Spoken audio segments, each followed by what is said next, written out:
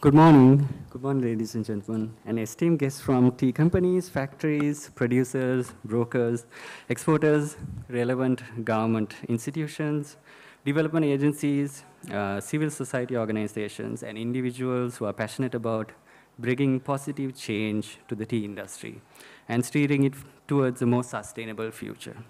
I'm Tennyson Napoleon, the Partnership and Outreach Manager at the Center. On behalf of the Center for Child Rights and Business, I extend a warm welcome to all of you for our second conference titled Co-Creating a Family-Friendly Tea Industry under the theme of dignity. This conference wouldn't have been possible without the invaluable support of the Save the Children's Country Office in Sri Lanka and the Planters Association of Ceylon. The objectives of this conference are as follows: to share key child rights priorities in plantation communities, including current initiatives, gaps, challenges, and the way forward. To gauge the interests of stakeholders in collaborating to find solutions for both existing and emerging challenges faced by plantation communities. We believe this platform will provide an opportunity for the exchange of best practices and discussions among tea industry stakeholders, fostering collaboration to find solutions for both existing and emerging challenges. Without further ado, I would like to introduce Ahila Thilainathan, the Country Director of the Center for Child Rights and Business, who will delve into the SEAL initiative and how it facilitates businesses in making meaningful investments in their workers and families.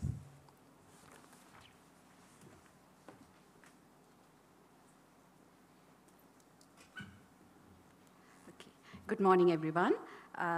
Welcome this morning to the second annual conference. And I appreciate that all of you have turned out despite the heavy rains and traffic this morning. So today I'll be talking about the SEAL initiative, its purpose, and what we are trying to achieve here. So the Mother and Child Friendly SEAL for Responsible Business is an activity-based SEAL initiative that was developed by the Center for Child Rights and Business in collaboration with Save the Children and the key tea industry stakeholders. And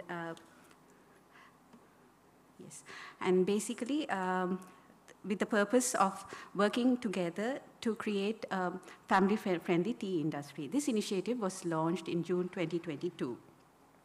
And since the purpose is towards creating a family-friendly tea industry, we have not focused purely only on the tea producers, but the entire supply chain, including the tea factories, exporters, brokers, brands, and the retailers as well. And what does this mean for companies who enroll for the SEAL initiative? So on one side, it means that they are committed towards community development by strengthening their business commitment and capacity, as well as promoting investments in the tea estates towards children and women's well-being, as well as enhancing public-private partnerships. It also means that the companies are committed towards business sustainability in creating a market value and market differentiator for the Sri Lankan tea industry. Here, I would also like to mention what it does not mean.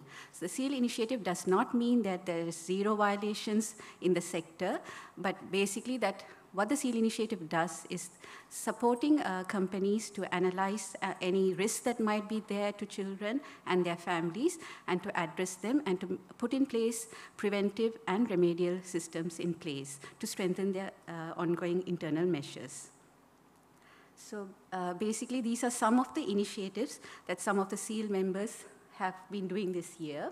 And as you can see, it's a broad range ranging from child protection to education to child-sensitive social protection and also gender. Since you'll be seeing some of the videos right after this presentation, I just want to share as an example one of the initiatives under the SEAL program that Horana Plantations is undertaking this year. So this particular initiative is a menstrual hygiene management pilot by Horana Plantations. And why is this an issue? Because lack of affordability of low-cost sanitary products is a major issue for women and girls, and it interrupts it's a major disruptor in their lives in terms of interruptions to their education and also their working days, etc. And also how this is the waste disposal is properly managed is also an issue. So in that sense, this pilot project has collaborated with the Women Development Center in Kandy, who has experience on developing low-cost reusable hygiene kits. And at this stage, this project is at developing the production unit at Alton Estate after undergoing the training and awareness and distributing the dignity kits for trial and feedback from the community. As you can see from the photos here, in the awareness sessions, there's always been a full house highlighting the importance that this issue has been for women and girls in the community. Horana Plantations plans to scale it up to other estates as well. And this initiative was one of the Child Rights in Business Challenge winners this year. And the Child Rights in Business Challenge is administered by the Center for Child Rights and Business to enable and foster collaboration and innovation in addressing child rights issues among tea companies. So how does this initiative work for companies? So once a company expresses interest in joining the SEAL initiative, there is a child-centric self-assessment process that companies undertake, looking at their management capacity, staff capacity, and also supplier chain practices, as well as their community engagement practices, and how they monitor the results and their performance of well-being initiatives, and finally also looking at what is their analysis and understanding of key drivers of child rights challenges in the community, and what are they currently doing at this point in time. So this is basically a baseline. There's a scorecard that is automated through the answers that the company, through their multiple departments collaboration, that they fill it out. And they also, as part of this assessment, have to have consultations with the community, their workers, and the children of their workers. So once it's done and the self-assessment has been done, there are priorities, a range of priorities that emerge. So the company can then decide which of those priorities they will take forward in the upcoming year, what are the resources that they are focusing on, and what are the resources that they have internally, and what would they need in addition to enabling those actions to take place. So in terms of either technical support or extra funding resources, and whether they know people who they want to collaborate with, and if not, we also facilitate linking the companies with relevant potential development agencies or government agencies. And once the action plan is finalized, the company takes on a pledge that they are pledging to take those actions that they have decided upon for that particular year. And they start implementing the action plan, and there's an ongoing monitoring process, both from the company's side and also from the center's side. And for new companies, within the first year of enrollment, the center conducts an interim progress review, basically looking at this point not at whether they have achieved results, because it's too early to look at that, but basically whether the actions are being carried out aligned to the principles of the SEAL initiative. And if the companies have demonstrated that, they are issued the SEAL certificate that enables them to use the SEAL logo in their marketing and communications. So today you will be seeing 5 of the companies being issued that certificate from the first batch of companies that enrolled. And the SEAL initiative, basically every 2 years, the center will conduct a child-centric impact assessment and give back that learning from that impact assessment on what were the aspects of the initiatives that work well and what could be improved further back to the companies. So our objective here is that every cycle that the companies go through and the action plans they develop, there needs to be a continuous improvement in terms of quality, the scope and depth of those initiatives. So next, I also want to mention our advisory committee. We have on our advisory committee the Planters Association of Ceylon, the Ministry of Women and Child Affairs, the Ministry of Plantation Industries, the Plantation Human Development Trust, the Tea Exporters Association, and Save the Children. So this committee basically meets twice a year and provides, reviews the progress of the SEAL initiative and any thing that has been planned for the upcoming phase. So last year when we launched, prior to the launch of the SEAL initiative, the advisory committee reviewed all the tools that was developed, the framework, gave their inputs, and finally signed off on that before it was launched in June 2022. And in addition to the advisory committee, we also have our youth advisory group, which was newly formed, because our principle is to promote participation of young persons and children, and the youth advisory group is a step in that direction. The group is seated over there, and you'll see them, their session later this afternoon.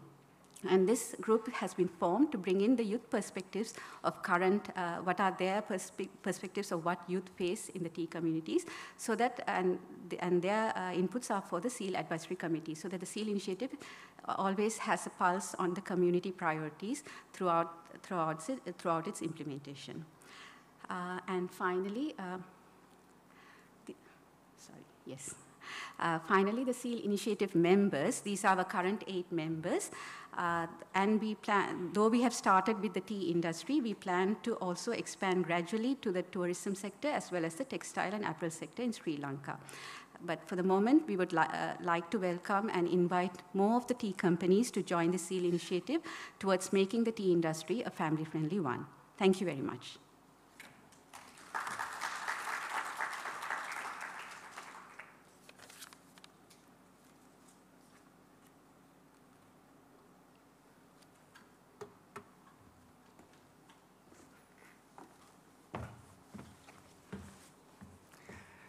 Ladies and gentlemen, right at the heart of this conference, we have something truly groundbreaking.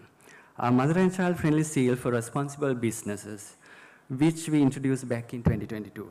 The unique initiative helps businesses assess and address child rights issues in the operations and supply chains, while also encouraging collaboration with a wide range of stakeholders. We are excited to share 4 stories from our initiative members with you.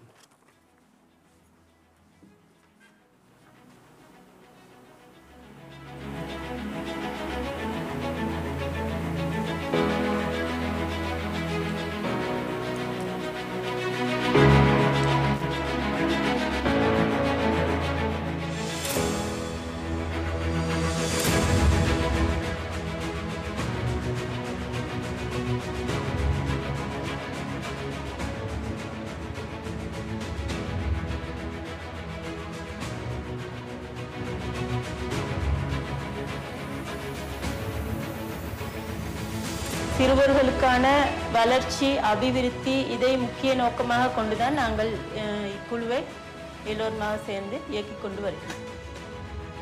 2019 VCTC was introduced to the company by Save the Children, who suggested that we form the committee and to collaborate with a program called Village Children's Development Committee to improve the living standards and the conditions of the people, of the children living in an estate community. சிறுவர்களோட தொடர்ந்து வேலை செய்யக்கூடிய சிறுவர் கழகங்களை செயற்படுத்தக்கூடிய குழுக்களும் சிறுவர்களை பாதுகாக்கிறதுக்காக வேண்டியும் அவங்களோட பிரச்சனைகளை கொண்டு வரதுக்காக வேண்டியும் டிவிஷன் வைஸ் ஒவ்வொரு குழுக்கள்ல இருந்து நாங்கள் தெரிவு செய்யப்பட்ட நபர்கள் வந்து இதில் வந்து அங்கம் வகிக்கிறாங்க.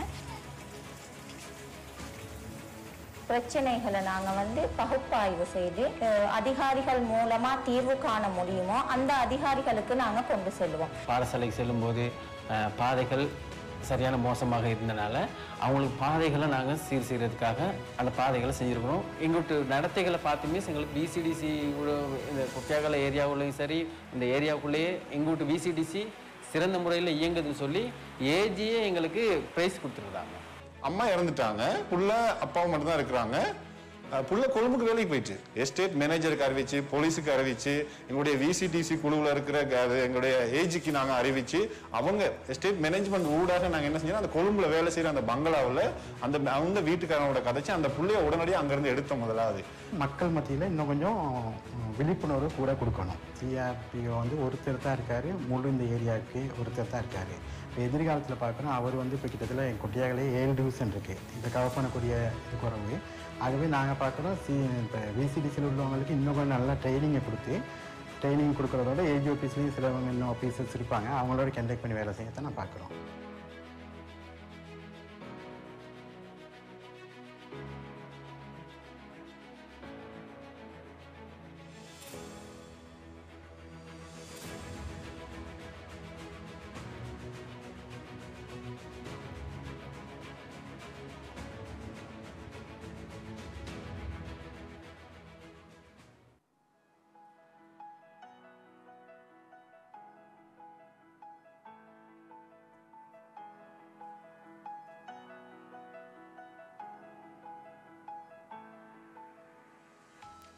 This was actually in response to the unprecedented economic crisis that was happening in Sri Lanka. And we saw the perfect opportunity to join hands with the Center for Child Rights and Save the Children to give a financial and psychological relief in terms of our employees' well-being, specifically our parent employees. We gave our employees a monthly allowance and we gave them training on how to invest that money the right way towards the future of their children. And we also gave them psychological first aid trainings, and after extensive surveys with our employees, we found out that average about 80% of the parent employees were extremely satisfied. මම මවක් ඇටියට තනියෙන් තමයි මගේ දරුවන්ගේ අතර දෙනාගේම කටයුතු ටික කරන්නේ. ඒ දීමනාවේ ළමයින්ගේ පන්ති ගාස්තු ඒ වගේ දේවල් වලට මම අමතර පන්ති වලට එයාලගේ බස් ගාස්තු පුතාරිකට ට්‍රීම් එකකට යනවා ඒකට ඒ වගේ දේවල් වලට මට ගොඩාක්ම ප්‍රයෝජනවත් වෙනවා. ඒ ලෙවල් කරන්න ගද්දිම මට ওই දේමනාව හම්බුනේ හින්දා මම කොමර්ස් පැත්තෙන් ඒ ලෙවල් කරන්නේ. සබ්ජෙක්ට් තුනටම මම දැන් ක්ලාස් යනවා. මට තව සහෝදරයෝ 3 දෙනෙක් ඉන්නවා. මගේ නංගි මල්ලිත් දැන් ක්ලාසස් යනවා. ඒගොල්ලොන්ට දැන් පොඩි කාලේ ඉඳන්ම ඒගොල්ලන්ගේ ක්ලාසස් කරන් යන්නත් ඒගොල්ලන්ගේ ඉගෙනීම අන්තිම මට්ටමේ ඉඳන් හොඳ ලෙවල් අප් එකකට ගෙනියන්න තරම් උදව්වක් හම්බෙනවා මේ දීමනාව තුළින්. මේ ගෙදර ආර්ථික ප්‍රශ්නත් ගොඩාක් මේ වුණා. ඒ වුණාට දැන් මගේ මේ ආයතනයේ මට ගොඩාක් උදව් කරලා දෙනවා. මම දුවේකුයි පුතේකුයි ඉන්නේ මට මම දුවටත් මේ ආයතනයේ වැඩ කරන ගමන් තමයි ඉගෙනුවා. එයා ඉගෙනගෙන ඉවරලා එයා මේ කෝස් එකක් කරා. ඊට පස්සේ ජොබ් එකක් කරා. දැන් බැඳලා එයා බබෙකුත් එක්ක ඉන්නවා. මේ පාසුකම ලැබීම ගැන මට ගොඩක් සතුටුයි. අම්මට සමහර වෙලාවට සල්ලි නැති වෙලාවත් වෙනවා.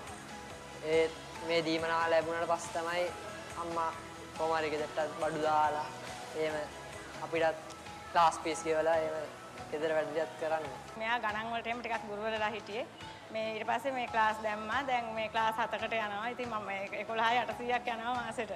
ක්ලාස් 4ට ඒ කියන්නේ රිවිෂන් දැන් O level නිසා රිවිෂන් පටන් අරන් ක්ලාස් එකට 10යි අනිත් එකට 800යි 1800ක් එක විෂයකට යනවා. O level ගොඩ ගිහිල්ලා කොහොමද A level පාස් වෙලා කැම්පස් යන්න දැන් බලාපොරොත්තු වෙන්නේ.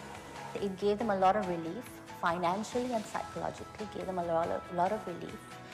And we believe doing initiatives like this is very important, especially for private sector companies and the industry we're in, because employees, especially parents, they need to be taken care of. And looking after the next generation, which are their children, is crucial.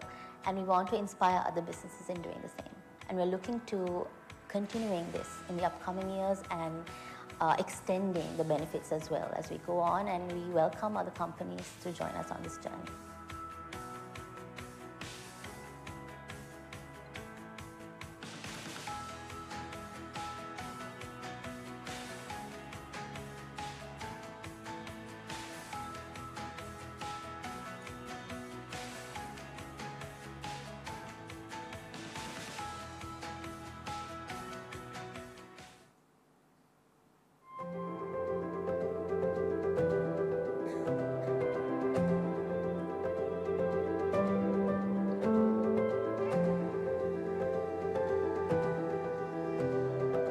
We want to pick out the talented youth from our community, give them an opportunity to enhance themselves and come up the ladder. Already we have taken steps to promote female in other areas, like in our officers, in our HR, in factories we have female heads. So this is another unopened frontier that we want to reach in terms of women being responsible field officers. I got this idea, I was wondering why not get females to do the supervising, because it will be easier for them to interact with them, to come out with their issues, and they will be much more open, and also as an opportunity for the young educated girls who are on estates. So that's the reason why I had got this idea, and then that's how we got about it. 450 applications கிடைச்சதுல ரொம்ப கஷ்டப்பட்டு எல்லாரும் graduates apply பண்ணியிருந்தாங்க, under graduates apply பண்ணியிருந்தாங்க, எல்லாரும் A level qualified, O level qualified. So ரொம்ப டிஃபிகல்ட்டிஸ்க்கு மத்தியில் senior manager ஹெச்ஆரும் அதே மாதிரி எங்களோட டிஜிஎம் ஹெச்ஆரும் இவங்களோட கோஆப்ரேஷனோட அவங்க ஷார்ட் லிஸ்ட் பண்ணியிருந்தாங்க. 50 அப்ளிகேஷன்ஸ் ஷார்ட் லிஸ்ட் பண்ணியிருந்தாங்க. நான் வந்து டேங்க் போட்டு ஸ்ப்ரேயிங் பண்ணேன் மேம். அது வந்து எனக்கு ரொம்ப பெருமையாக இருந்துச்சு. அம்மா அப்பா இடத்துல இருந்து நம்ம ப்ளக்கிங் பண்ணும்போது அது எப்படி இருந்துச்சு, நல்ல எக்ஸ்பீரியன்ஸ். நான் இந்த ஃபீல்டில் போயிட்டு நல்ல கட்ஸாக வேலை செஞ்சேன் மேம். நிறைய படிக்கணும் இதுலேருந்து. இந்த ஃபீல்டுலுக்கே வேலை செய்கிறது மட்டும் நமக்கு வேலை இல்லையே மேம், நிறைய விஷயங்கள் கற்றுக்கணும் ma'am. Harvesters are most of them actually the female characters. So to supervise them actually, to have a lady is really good, because when they are having some problems, so they can discuss with the female supervisor. තේ දැල්ලක් කඩන එකේ ඉඳලා අපි පානය කරන තේ COPE එකට කොහොමද එන්නේ කියන එක වෙනකල් ගොඩක් දේවල් අපි දැනගත්තා. අපිට හැමදේම වගේ මේ ක්ෂේත්‍රයේදී කියලා දුන්නා. இந்த துறை இன்னும் மென்மேலும் கொண்டு போறதுக்காக இருந்தா இவர்கள் மாதிரி இவர்கள் வந்த பிறகு இதுக்கு மேலும் இன்னும் நிறைய பேர் இந்த துறைக்கு வருவாங்க நான் எதிர்பார்க்குறேன். ஏன்னா அவர்கள் கற்றுக்கொண்ட விதத்தை பார்க்க அவங்க வரைக்கும் பெருசாக இதை பற்றி ஒன்றும் தெரிஞ்சுக்கொண்டு வரலை. சின்ன அம்மா அப்பா எஸ்டேட்ல வேலை செய்கிறாங்க, குழந்தை இருக்காங்க, அது மட்டும்தான். Kanganis or foremen are generally of the male kind. So I have experience here and there. We have tried this out where women tend to lead. There's more cohesion, more understanding, and as a result, it's a win-win for both parties. Someday, my idea is if these girls perform well, they have the path to go up and even join the executive grade in the fields. මට මේ field එකේ මගේ තියෙන දැනුමත් එක්ක මගේ තියෙන අධ්‍යාපන සුදුසුකනුත් එක්ක මට යන්න පුළුවන් ඉහළ තැන මොකද්ද? එතනට මම අනිවාර්යයෙන්ම යනවා කියන හැඟීම තියෙනවා. මේ මං හිතනවා මට කරන්න බැරි දෙයක් නැහැ කියලා.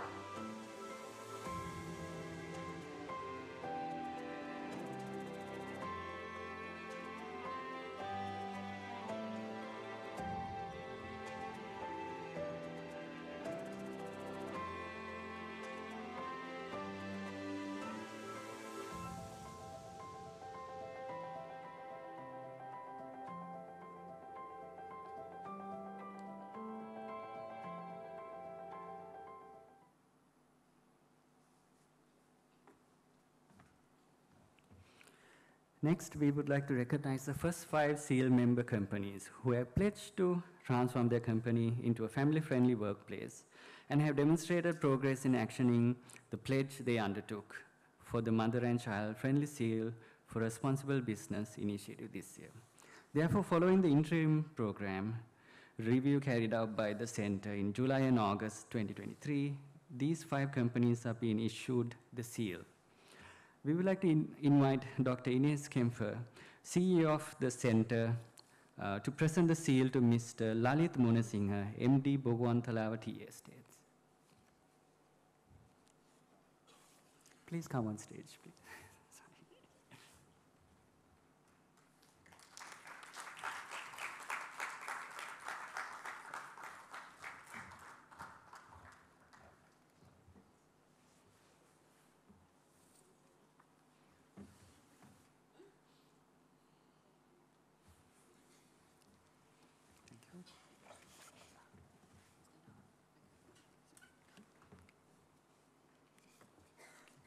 Next, we would like to invite Carol Sato, CEO of Save the Children Hong Kong, to hand over the seal to Mr. Seneka Alavattigama, CEO of Talawakale Tea Estates.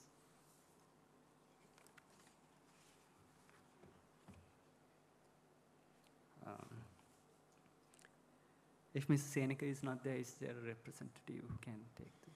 Yeah.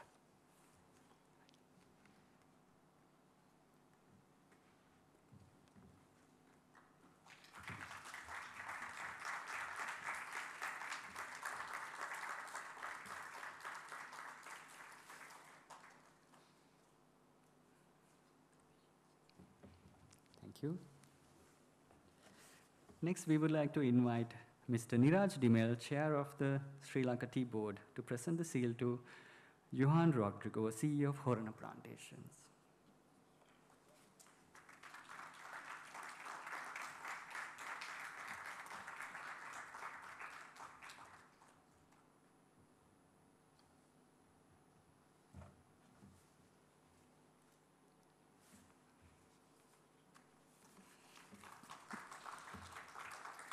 Next, we would like to invite Julian Shelappa, Country Director, Save the Children Sri Lanka, to present the seal to Anuruddha Gamage, Kalin Valley Plantations.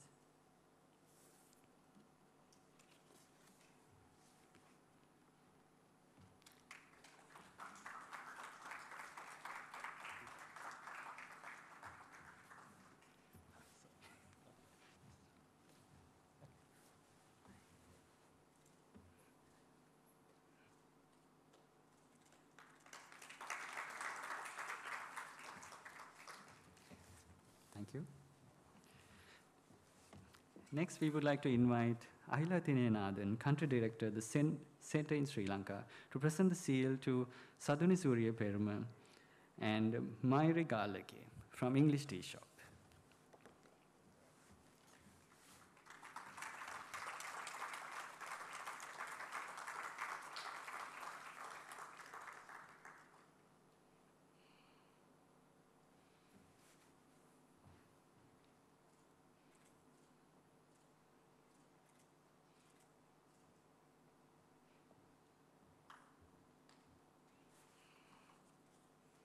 Thank you.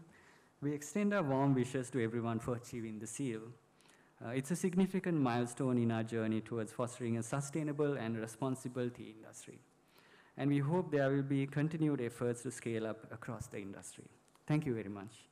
Let's take a moment to explore what the Center for Child Rights and Business is about. We are on a mission to make supply chains more transparent, help businesses improve their corporate practices, and ultimately make life better for children and families. We achieve this by collaborating with companies to strengthen children's rights. We are a global team with more than 50 staff members across over 20 countries, providing support to over 100 companies and thousands of suppliers across various industries. Next, I would like to invite Dr. Ines Kempfer, CEO of the Center for Child Rights and Business, who will discuss due diligence and the dignity of workers.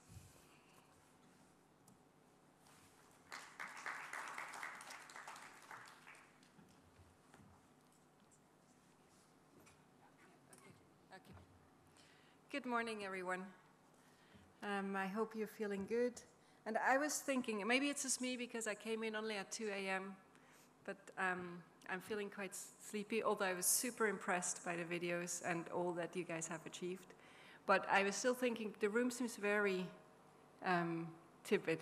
So I was thinking, maybe it's good if you do a bit of stretching to wake everybody up, because I see you also have no coffee on the table. So, so if you guys don't mind, I try to put this like that. Can you hear me still? Yeah, good. So are you guys up for a little bit of stretching? Okay, everybody get up. It's not nothing, you're not gonna, I make sure you won't break your back. Okay, so the first thing I want you to do is point, it's not rude, just point your finger in front. I'm not pointing at anyone, just point your finger in front. And then you turn around, and you turn as much as you can to the back. Like turn around to the back and see how far you point. Try to remember the point where you're pointing at when you turn around. So for example, I'm pointing to the edge of the center here. So try to remember that. Try to remember where you're pointing at. Good. Okay, you come back. Then we put up our arms a little bit. Probably should have taken off my jacket. I didn't prepare for this. Okay. Then you try to do the thing behind your back. Pull your arms. Yeah. So you're ready for the tennis game. And then you change the sides. Kind of 5.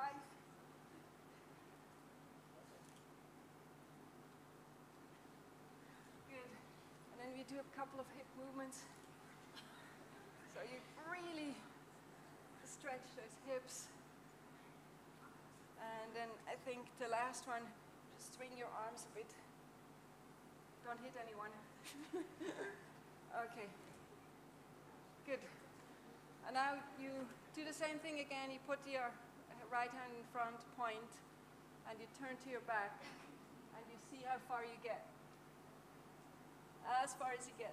I get beyond the E now. I don't know. Did anyone get further in the second time you pointed? So if you stretch ourselves, we can get really far. That's the learning. Thank you so much. Good. Okay. So, do I need to turn in this computer or no? Okay, I'll just see. Good. You guys show the slides. That's not coming from here. Right. Good. Okay. Okay. Good. So I'm very unused to talk behind podiums. So I want to walk around, but I'll try to stick to the microphone. Thanks for doing that with me and helping me to wake up a little bit. I was asked to talk a little bit today about human rights and due diligence and dignity. And that's a very uncommon topic for me to talk about, but I hope I have a few small things to share with you and just get us off. I just want to start again. What I've seen in the videos was so encouraging and so nice to see that this initiative is only in year 2.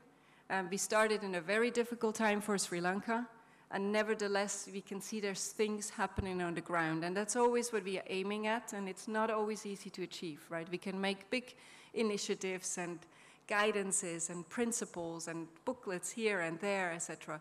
But does it really transform to something on the ground? And what I've seen with these kind of video testimonies, that it does, and that's super encouraging. So if you can go to my slides, you can just go to the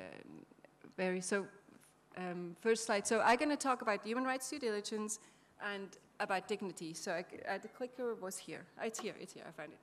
Sorry guys, I forgot that I can do that. Sorry. So I'm going to talk about human rights and due diligence and dignity. So first, human rights due diligence. I'm not going to have a theoretical chat about all that entails. And I'm sure that most people here know the idea of human rights basically, and the due diligence that is a request to companies when they manage their supply chains to consider the human rights throughout this chain, throughout the production, from the raw material to the product that ends up in the stores. And I brought this map. I'm not going to talk about every single of these laws that is on this map, and it's not even entirely, the list is not comprehensive. But this is just a map that shows all the different human rights due diligence laws that have been set up, or related laws that have been set up lately in the different countries. Now, some are really old, but if you look at the numbers behind, you see there's a lot of 2022, and a lot more are to come. And it just shows that the legal environment in which companies are working in is changing quite rapidly. Human rights due diligence for a long time was a thing of guidelines, of recommendations, of hoping companies would adhere to it. I think it has changed to a real legal request for companies. You do have to care where your stuff is coming from, under which condition it's produced, and what the impact of that production is. There is no more kind of wiggle room on that one. It's not like if you're a nice company, you might want to consider to know where your things are coming from. That's not the tone that we have. And you can see that particularly in Europe, very strong laws are coming in place. Some of these laws have more teeth and some have less. But the German due diligence law, human rights due diligence law, already has quite some teeth. And it's expected that the human rights due diligence law will have even more teeth that is going to come in place, and really be a tool where companies can be accountable on what's happening in their supply chain.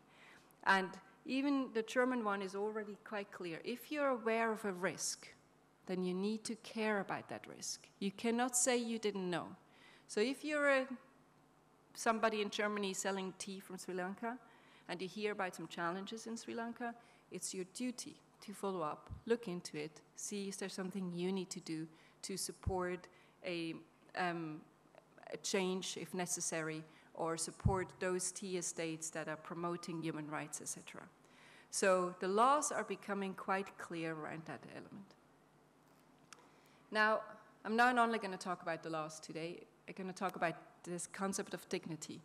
And actually what was really nice in preparation of this little speech, that I started to read a couple of things, and suddenly I was reading some philosophers' articles, which I normally don't have the time to do, and which is also not at all my speciality.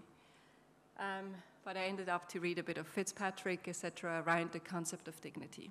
And so Fitzpatrick defines the concept of dignity as the primary notion of dignity is the idea of a certain moral status involving possession of an inherent, unearned form worth of standing, a basic worth of standing that is neither dependent on one's being of use or interest to others, nor based on one's merits, and which essentially calls for certain forms of respect.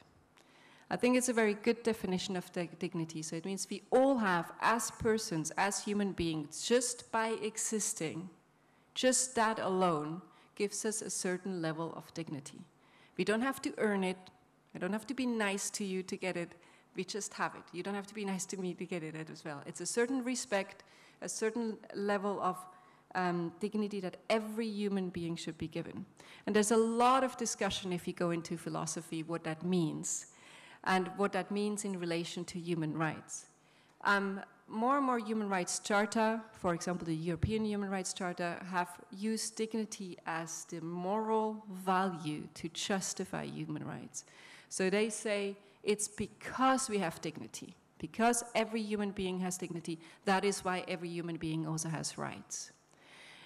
There are others who say, well, it's actually the notion that we have this fundamental dignity that grounds everyone and limits what can be asked from someone else. So if I'm a government, for example, and I'm in power, and I have some form of power, I can tell you do not cross the street when it's a red light, etc. But there's a limit to that power because I have to respect the dignity of others. And what is quite interesting is the notion that dignity prevails even when some people in power will decide to take away your rights. So if you're a prisoner because you committed a criminal act, I hope not because you said something wrong, but just because you committed a criminal act, the government takes away some of your rights, right? Your freedom of movement is taken away, for example. This should, in this concept, not allow them to take away your dignity. So there's still certain elements that even those in power should respect based on this value. So that is kind of this idea of a human dignity that is inherent to us all, that can never be taken away no matter the circumstances. And looking into this and thinking about this a little bit and why this is important when we do human rights due diligence, why is this concept, I think either way, the philosophers are fighting about which one it is. I don't think it's matter. I think it matters. I think it's both. But either way, that concept of this unshaken dignity that nobody can take away, that you don't have to earn, that is just given to you as a human being, is a really important one. And I'll try to talk a little bit about why I think it's important. I think if we do human rights due diligence, particularly if we look at it from a legal perspective, there's a lot of risks in that as well. So it's a good movement that companies are asked to be more responsible. But there is a lot of risks as well.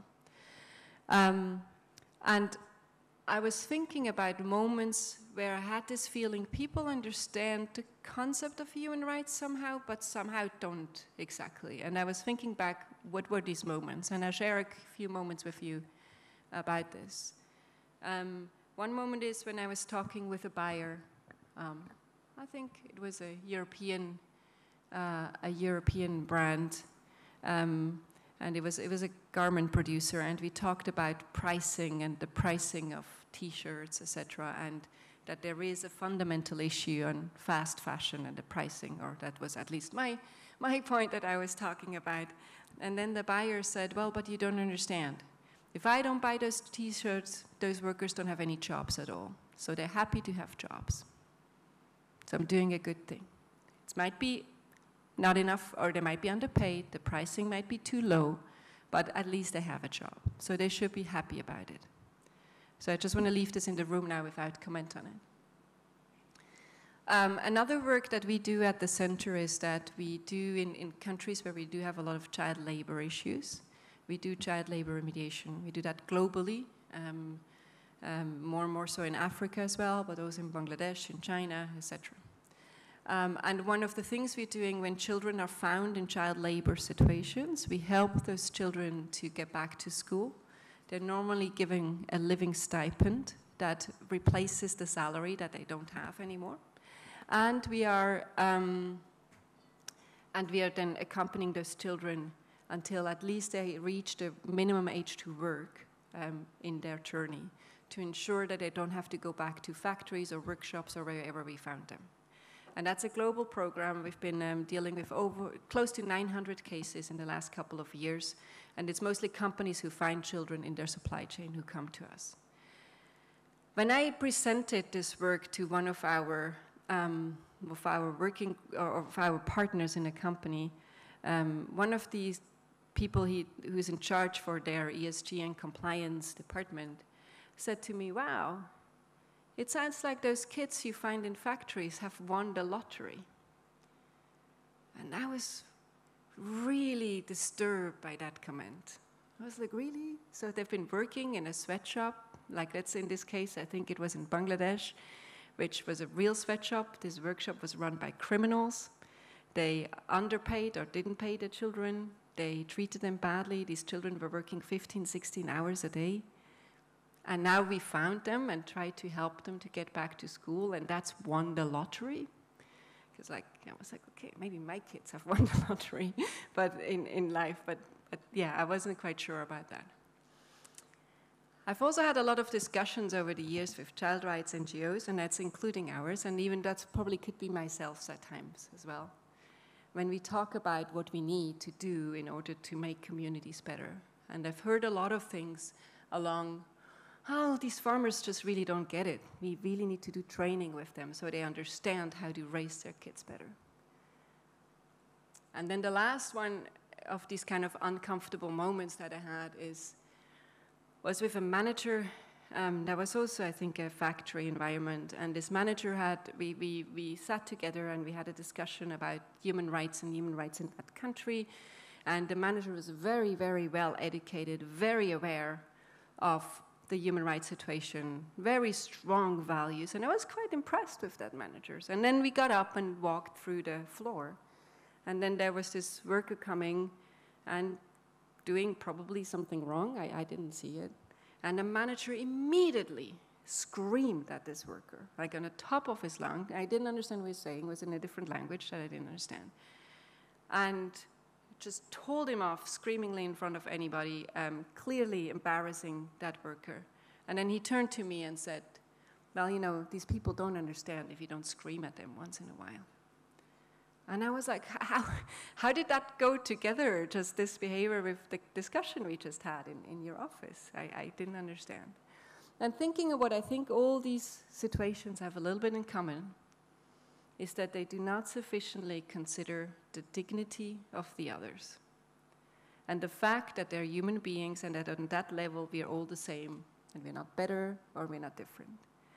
It's this idea that some people, I think the first thing, that for some people certain things are okay, even if I would be suffering, if I would never let my children, you know, even go to that public school. But for these kids, it's fine. And given that they were child labor, they now won the lottery.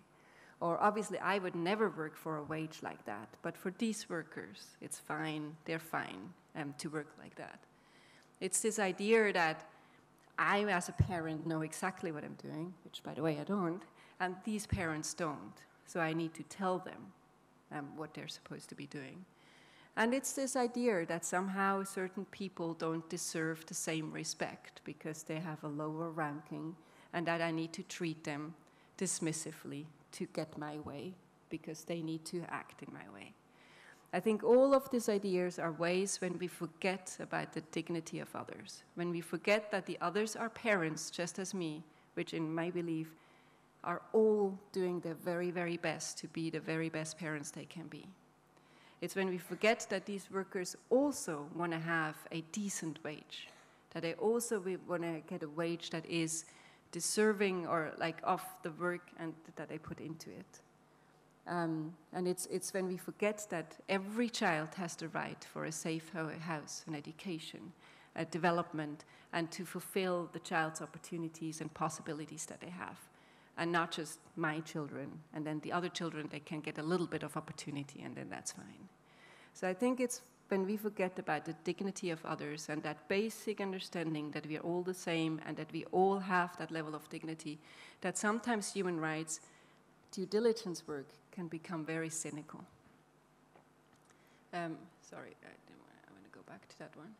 And there's a risk then that all that comes out of it is glossy reports, is a way of just protecting me and say, oh, I'm not sourcing from that factory or from this mine or from that estate. My estate is fine because that's all I care about. It wasn't me who was involved there. Or if I say, well, okay, we have some issues in XYZ country, I'm just going to disengage from that country. It's too complicated to work there. I'm looking for somewhere else. There's a risk that all these laws that I showed you lead to those three things.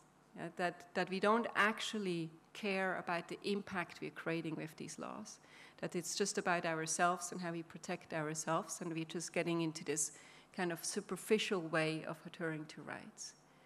But if we do it with dignity, then we create more honest, I wrote transparency here, I think the better word is honesty. We create more honesty because we take the people that we talk about serious, and we're being real, and we don't do a big load of big words and fancy words that sound really good, but not actually caring what we mean. We actually do feel responsible because we know it impacts other people and it has some impact, and we actually want to have improved lives. And that is going to be the only way to measure whether what we're doing is right, whether those many, many human rights due diligence laws are effective. The only question is going to be, have we improved some lives of others? And I think for us and the SEAL initiatives, quite practically, this means that we really want to be inclusive, that we want to do this together with the communities, that we don't say we are telling you what is better or how you should feel about things.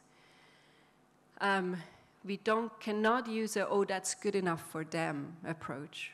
No, we have to make sure that they say, yes, this is great, this improves our lives. And we cannot make that decision ourselves. And related to that, it's going to be the workers of our tea estates and tea communities, and hopefully at some point the smallholders as well, etc., if we can include them, that will say whether this program was a success or not. It's not going to be me, it's not going to be Ahila, it's not going to be the tea estate managers. It's going to be those workers who will tell us what we've done well, what worked, and maybe what hasn't. But because it will be their voice that will count to make that judgment, not ours. And that's a really high bar we're setting ourselves, I know, but I'm very confident, and I feel that we've been acting in this spirit, and we're going to continue acting in this spirit.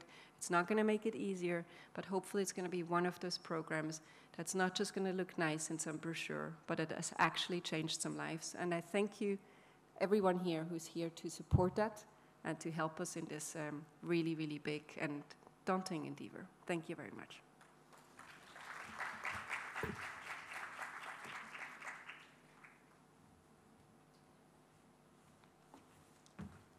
Thank you. Ladies and gentlemen, we had the privilege of speaking with some of the children of the plantations about their experiences. It's essential that we lend them our ears. Here's a video clip of their voices.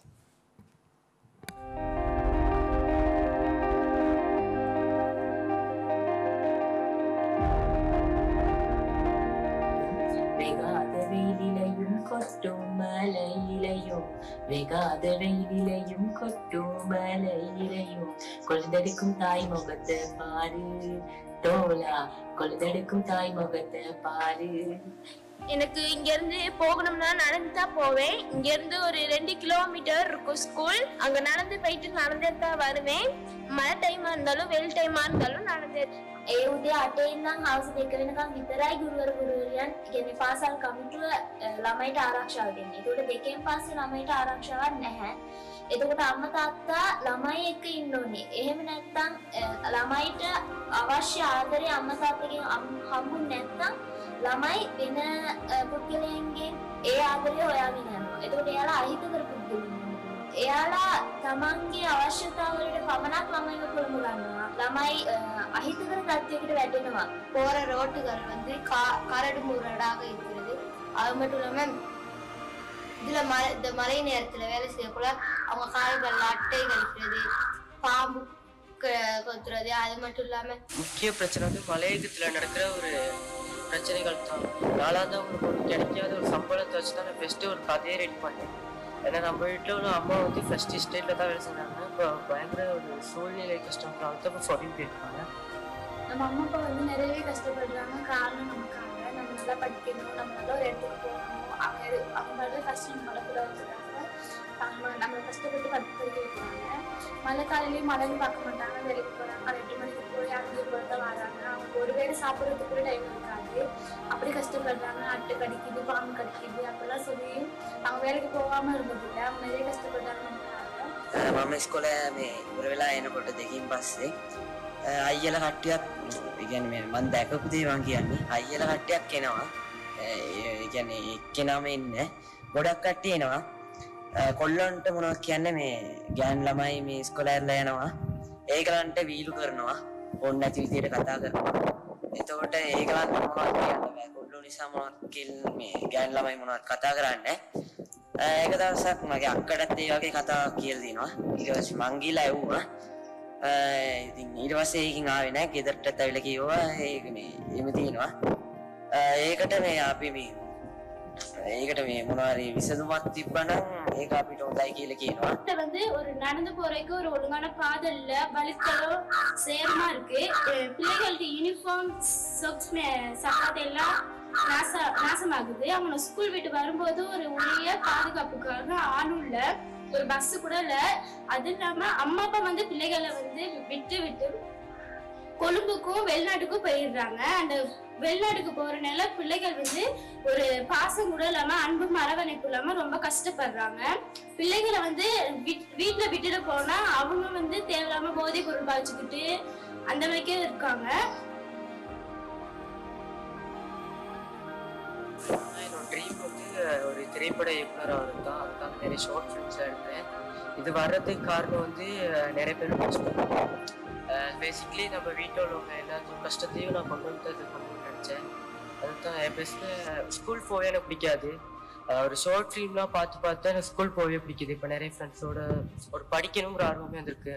நான் எதிர்பார்க்கறது அப்படி கையெல்லாம் நிறைய பெற்றோருக்கு கையெல்லாம் வந்து காப்பு காய்ச்சிருக்கும். அந்த மாதிரி காப்பு காய்ச்சினா சோறு அள்ளி சாப்பிட்றதுக்கு கூட அவங்களுக்கு கையெல்லாம் எரியும். அப்ப அந்த மாதிரிக்கே அந்த கொழுந்து வெற்ற மெஷின் அதெல்லாம் இப்ப இலத்திரமா கொடுத்தா எங்களுக்கு நல்லா இருக்குன்னு 4-5 மணி வட்டி வேலை செஞ்சுட்டு தான் வருவாங்க. ஆனா அந்த வீட்டுல இருக்க பிள்ளைக்கு வந்து அந்த பாதுகாப்பு கிடைக்க மாட்டேங்குது. அதே மாதிரி தாயுக்கு பாசம் அது கொஞ்சம் கொஞ்சமா இறந்துக்கிட்டு தான் வராங்க நம்ம ஊர்ல இதே பகுதிகள்ல. நான் வளர்ந்ததுக்கு அப்புறம் எனக்கு நான் போலீஸ் ஆகணும்னு எனக்கு ரொம்ப விருப்பம். அதுக்கு சிங்களம் இங்கிலீஷ் நிறைய படிக்கணும். அதனால எனக்கு போலீஸ் ஆகினா எல்லா பிரச்சனையும் தீர்க்கலாம் அப்படின்னு ஒரு அபிப்பிராயம் இருக்குது. அதனால எனக்கு போலீஸ் ஆக ரொம்ப விருப்பம். நிறைய இப்போ கேர்ள்ஸுக்கெல்லாம் இப்போ ரோட்டில் போகிறப்ப எல்லாம் ஒரு பாதுகாப்பு இல்லை. அதனால பாதுகாப்பு ஒன்று வழங்குறதுக்குன்னு இருக்கேன். வேற நிறைய பேர்த்துக்கு வீடெல்லாம் கட்டி கொடுக்குறதுக்கு வசதிகள் இல்லை. அதனால அரசாங்கத்துக்கிட்ட சொல்லி வீடு கட்டி கொடுக்கணும்.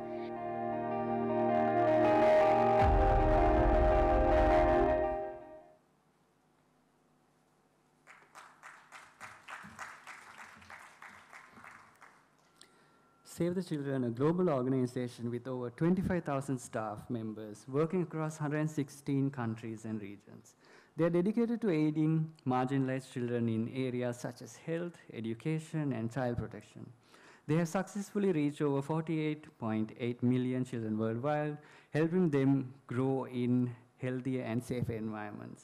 Save the Children Hong Kong has been supporting Save the Children Sri Lanka in their work on tea estates since 2015 and have been through every phase and continues to support the work the center does with the SEAL initiative. Ladies and gentlemen, please welcome Carol Sejo, CEO of Save the Children Hong Kong, who will speak about why it's crucial to invest in children.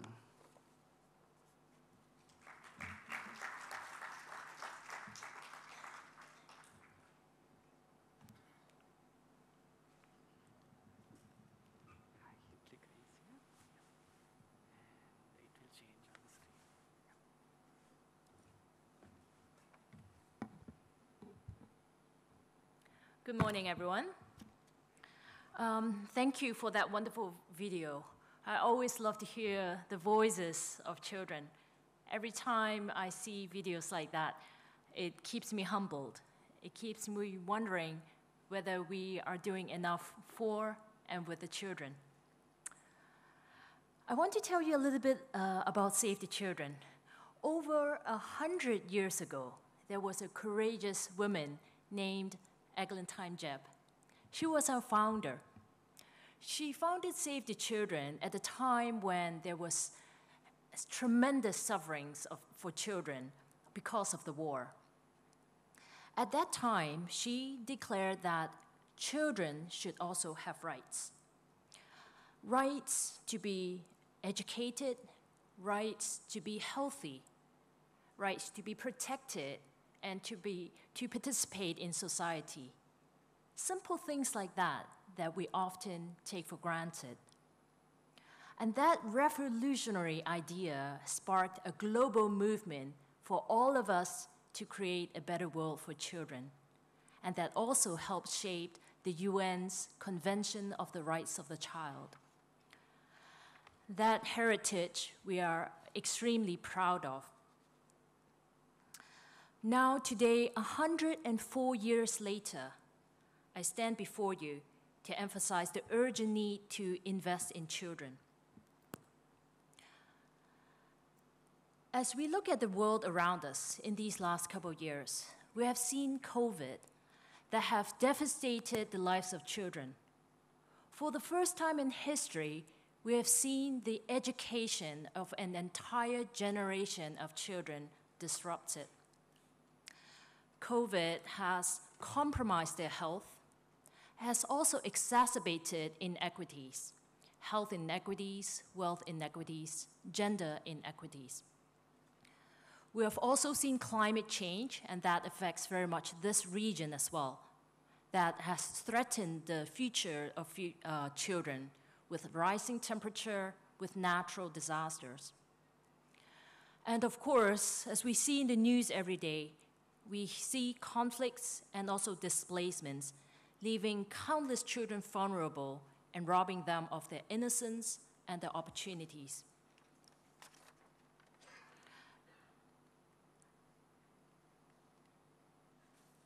And today, in fact, 1 in 6 children are living in extreme poverty. 1 billion children lack access to life's necessities, including food, sanitation, shelter, healthcare, and education. So in the face of these challenges, we cannot remain passive spectators. We must act, and we must act now. Investing in children is not just a moral obligation. It is an investment in the very fabric of our society and the prosperity of our future. So you may ask, what areas should we invest in? Research and evidence have shown us that investing in early childhood education can yield substantial returns. Every dollar invested, you can see on average $7 to $12 return to society. Higher education in the early years can lay a very strong foundation for children for lifetime learning, and this equips them with the necessary skills to navigate an ever-changing world. We also believe in investing in children's healthcare. These can have far-reaching benefits. Healthier children can mean not only reducing mortality rates, also improving the overall well-being and also productivity. Ensuring the access to healthcare, to vaccinations, to nutrition support can help prevent diseases and also promote the healthy development and well-being of children. An investment in children doesn't mean financial resources alone. We need to invest in child protection programs. We need to invest in social support and also policy reforms. By prioritizing the safety and well-being of children, we invest in child protection programs, strengthen the legal frameworks, and we can fight child abuse and violence and exploitation. By doing so, we can create an environment and children can really be nurtured and thrive without fear. Global evidence has shown that investing in children is a very smart investment, not only in children, but also in communities and also countries as a whole. When we will invest in children, health outcomes will improve, incomes will rise, economies will grow, and societies become more inclusive and also cohesive. Now, I want to come back and tell you more about the children in Sri Lanka. Save the Children Sri Lanka, we serve many, many vulnerable children in this country. I want to tell you about a story of a mother. I'll just call her Rani. Remain anonymous name. She's 21 years old, and she lives with her husband, and they have a young daughter that's 2 years old. And she lives in a home, and with the climate change, it's always seeing water leakage. And right next door is her mother and her sister, and the sister has 2 children, 6 and 2 years old. In that community in the northern province of Sri Lanka, there are about 30 families, and they have one well that serves that community. And to have fresh water, the families need to walk, Rani told us, about 45 minutes. It takes about 5 kilometers to that nearest village that has the well. And also, the nearest hospital is about 25 kilometers away. So you can imagine they're not getting the basic medical care. When the economic crisis happened in Sri Lanka last year, the food prices and inflation has really become unbearable for these low-income households. Rani told us that simple things like egg and food and fish and meat has really become unaffordable. So for 3 months, they haven't had any fish or meat for the family. Rani's family and her children are examples of many of the children that we serve in this country. Save the Children Sri Lanka office has recently done a rapid needs assessment. It shows that 30% of the households were unable to provide adequate nutritious food for their children. Also, 1 in 3 households remain unable to spend money on the children's educational needs. The long-term consequences of neglecting children's needs are very dire. They are lacking access to healthcare, to education, to social support, and they will face a lifetime of poverty and intergeneration poverty. They will face unemployment and also social exclusion. And these circumstances will perpetrate into general cycles of disadvantage and limit the potential of our societies. But by investing in children, we can break these cycles and create a more equitable and also more prosperous future for everyone. So I thank all of you for coming here today to this conference and taking action. Investing in children is an investment in our collective future. By providing children with quality healthcare, education, nutrition, and social support, we can equip them with the tools they need to build a better world. I want to join hands with all of you and advocate for children's rights, to mobilize the resources and ensure that no child will be left behind. We can transform the lives of the children and create a brighter future for future generations to come. Thank you.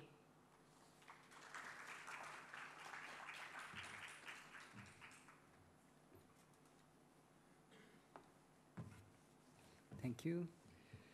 The Sri Lankan tea industry has achieved tremendous success in 2023. Tea production increased by 14% year-on-year in June 2023. This expansion is undoubtedly encouraging, but it's essential to remember that sustainability encompasses not only production, but also economic, social, and environmental factors. Next, I would like to invite Mr. Niraj Dimel, Chair of the Sri Lankan Tea Board, who will discuss the Sri Lankan tea industry's aspirations towards becoming a family-friendly tea industry.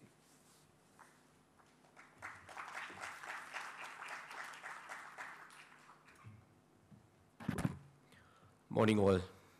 I thank the organizers of Save the Children for having invited me to speak a few words this morning. Distinguished guests, invitees, ladies and gentlemen. This subject is actually more than the Sri Lanka's tea industry or the Sri Lanka Tea Board, which really, for your information, does not really get directly involved in this area. Personally, to me, this is a subject that's very close to my heart. Let's not go further. We saw what happened on the 7th of October. The one faction in the country, Israel, decided to break through and cause mayhem to another community.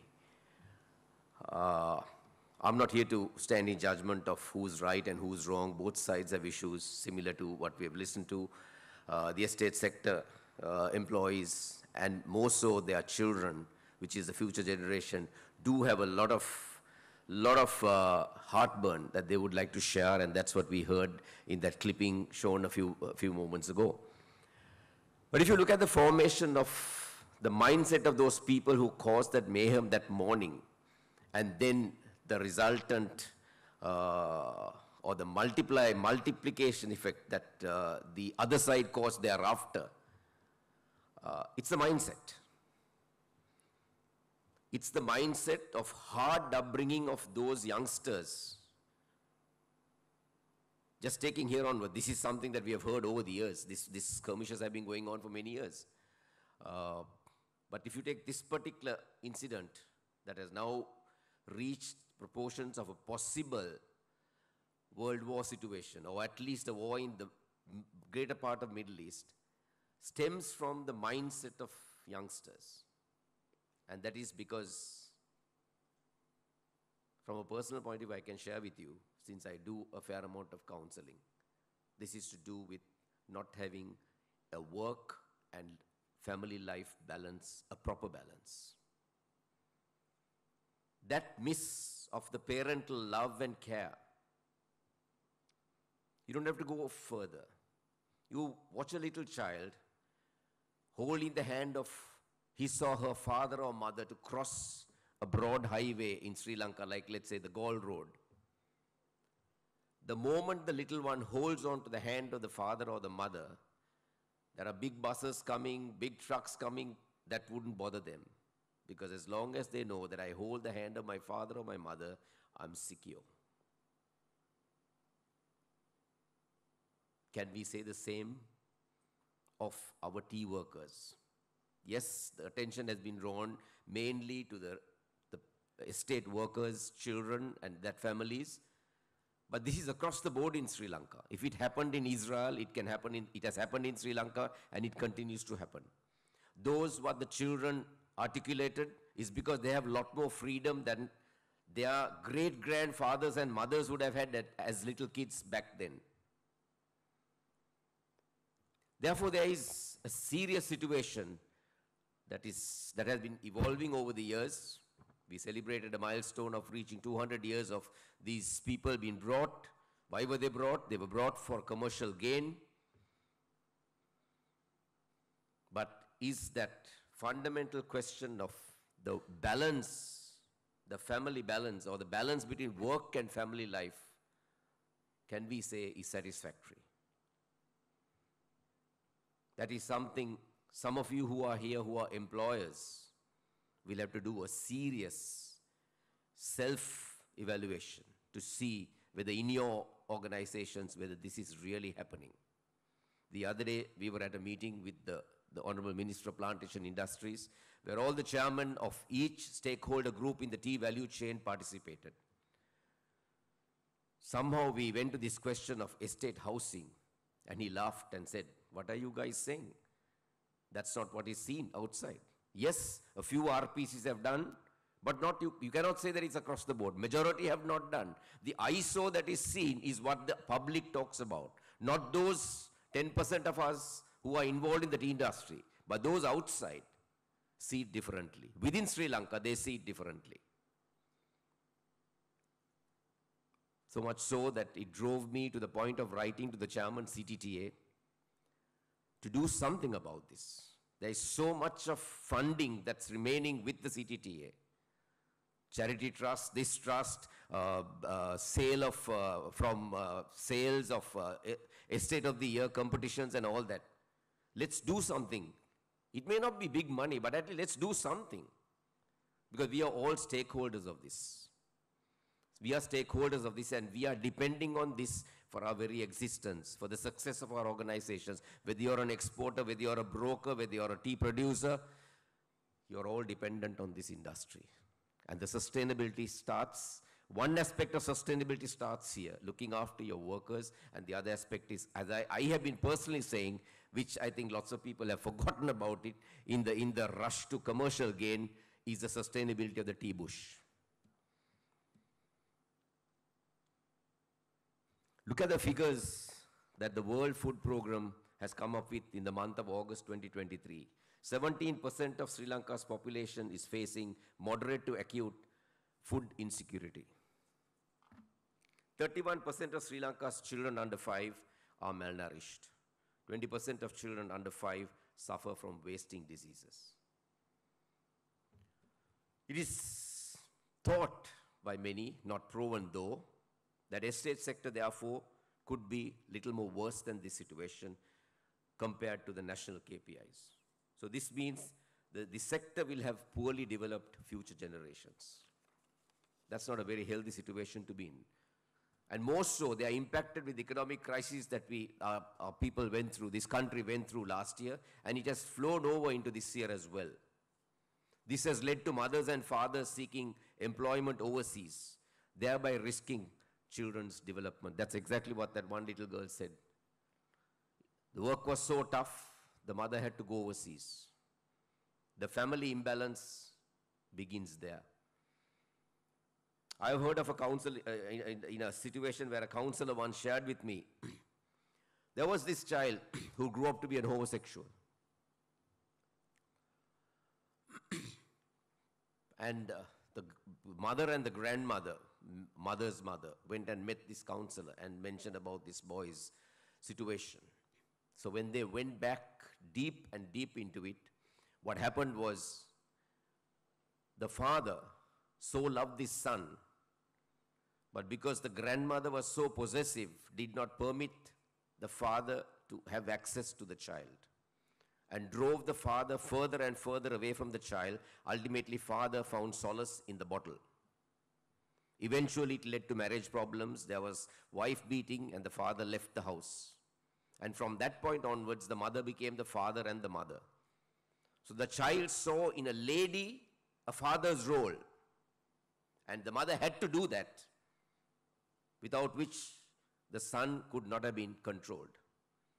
Cut a long story short, the son ended up differently in society. This is just one example, but there are many like that for different reasons. So we have a beautiful industry here, and the responsibility of maintaining this industry and taking this forward for the next 150 years or more lies with us. But that involves looking after the less privileged in our workforce. If not for them, by the way, the Sri Lanka Tea Board had to go before COPE after 5 years, just about a month ago. We were taken to the cleaners on the manner in which we have spent money, particularly in the area of promotions. And I see this clipping coming on one of the social media groups, an organization who are looking after the interests or the welfare of the pickers and the smallholders. One of those guys said, look, you're busting so much of money in the name of promotion. We are being bitten by leeches and we are plucking leaves. Why not spend that money or divert that money to us rather than spending monies on this thing where the deliverables are a big question mark as at this point in time? I mean, rightly so. There are reasons from our side, but rightly so for them to think in those lines. We are spending millions of money on things like that, but whereas is the worker satisfied for the work he or she does and the take home that person receives? I'm sad that the value chain members are sometimes switched off, pardon me for saying this. By being involved in the Tea Association back in the year 2002, 2003, I had a faint idea about an organization called the PhDT. But that came more into me in the recent few years. But the engagement by the main stakeholder associations with the PhDT is not very satisfactory. They need your support to do a lot more work to address this area. Do engage them. Please do engage them. And it is critical that you do this because they are doing a lot of good work with the limited resources that they get. I think Ganesh, my friend, was chairman last year of the PHDT. He will know quite a bit of it as to what the PHDT has been able to do and has not been able to do. So these are areas that I think, let's not only confine the Planters Association and the RPCs to engage the PhD because they are directly involved.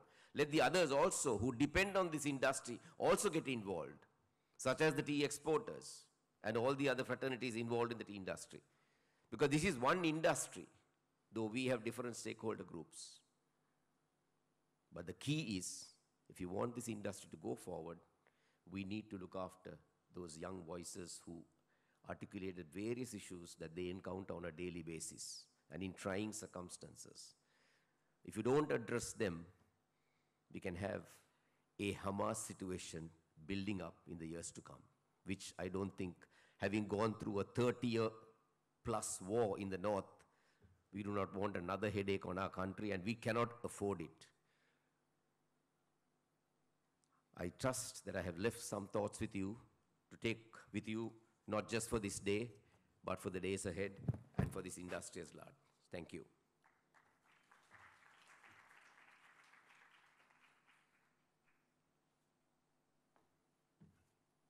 Thank you. Next, ladies and gentlemen, we would like to introduce you to our 10-member youth group. Formed in September 2023, actually the Youth Advisory Group was created to bring in the voice of the youth and their perspective on contemporary issues faced by tea communities in their Malayayam. They actually provide valuable insights to the SEAL Initiative Advisory Committee members. They'll share their perspectives at this conference, guided by Dr. Ramasamy Pushpakanthan, a lecturer and trainer specializing in social mobilization. Let's have a look at their video.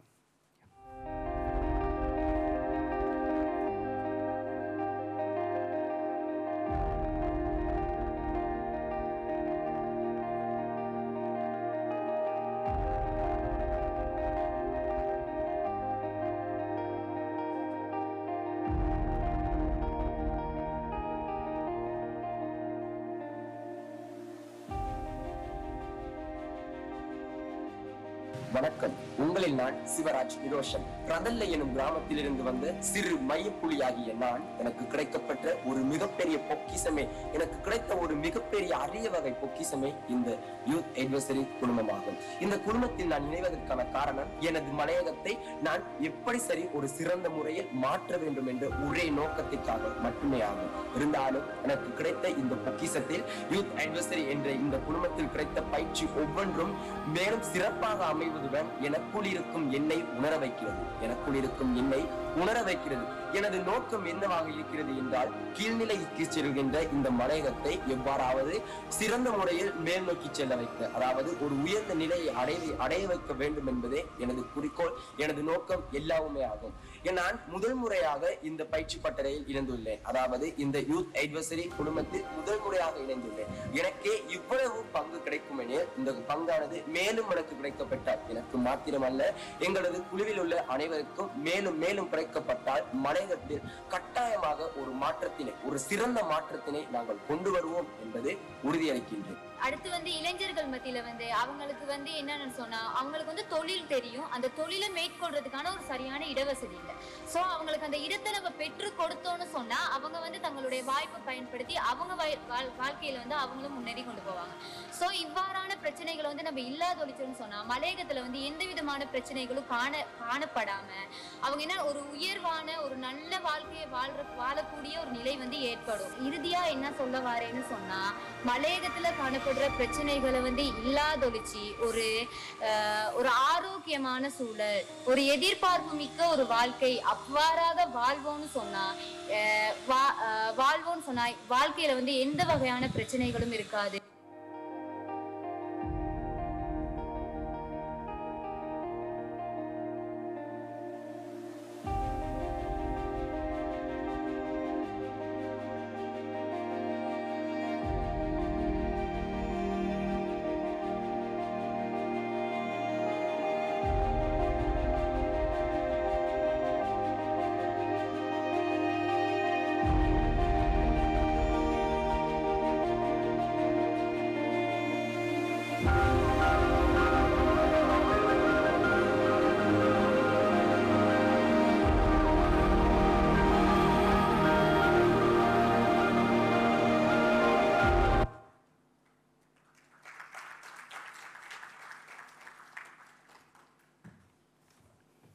As we wrap up the inaugural session, we'll take a 15-minute break before commencing the panel discussions. See you all soon, and thank you for your participation. Thank you.